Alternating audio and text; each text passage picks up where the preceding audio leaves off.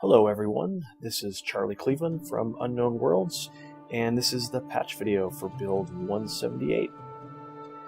This is probably the biggest patch we've ever done. There's a new map in the game, that's NS2 Summit, and you may have already seen Hugh's videos on Natural Selection 2 HD last week showing off this map, but now it's officially in the game. We all playtested it, it's awesome, and we just talked to the creator, Psychoman, from the forums, and he agreed to let us put it in the game. And we're really excited to see what other maps come from you guys. The next thing you'll notice is a new bloom effect. Bloom is that little glowy haze around everything. Anything that generates light, it basically makes it look nicer. And this makes all the little dotted lights all around the map and all the little glowy bits really stand out. It has a surprising effect on the overall visuals. You'll see the aliens also have a brand new buy menu. So Brian just implemented this and it looks great. And you'll see here the just like a lot of cool animation, a little smoke and kind of pulsing gooiness on the edges of the screen. Another big new feature for this patch is the new fade blink. The last blink that we implemented was this really cool looking instantaneous type blink, and I think aesthetically we've been struggling with it because aesthetically it looks so great, but gameplay wise it's never really worked that well. It just never seemed to be able to be controlled or mastered, and it didn't really seem to require much skill, or if it did, it kind of seemed like it didn't matter how good you were at using it, you could still never really use the blink to get where you wanted to go. So the new fade blink I think solves both these problems.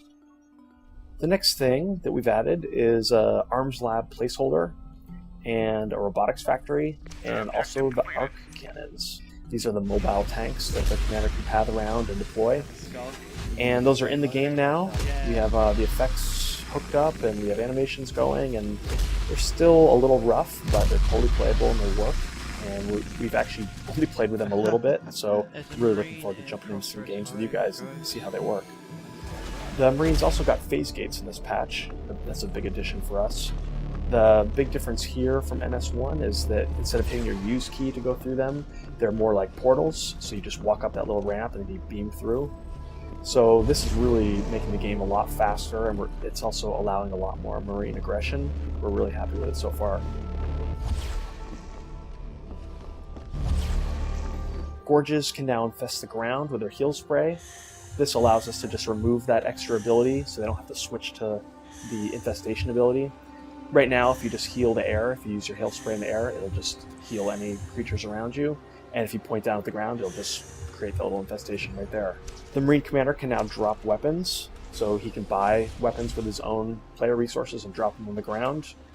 There's also resources for kills back in the game. You get 1 to 3 player resources each time you make a kill.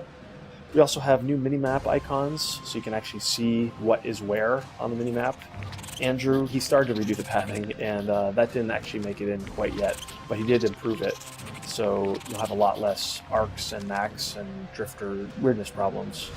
And there are really countless other bug fixes and balance changes in this patch. So we think the game has taken a huge step forward, and I can't wait to play with you guys. I hope you enjoyed this changelog, and I look forward to giving you many more. Thanks. See you online. Bye.